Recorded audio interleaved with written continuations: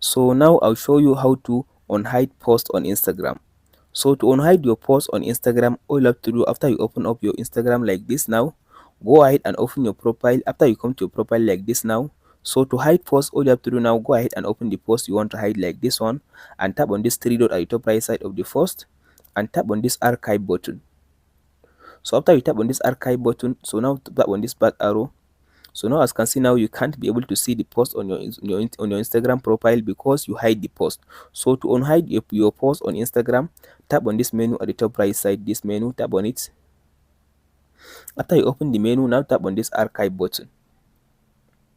After you tap on this archive, as you can see now, by default you see all your archive story. As you can see now, you'll be able to see all your archive story. So tap on this story archive section, and tap on this, as you can see now, post archive.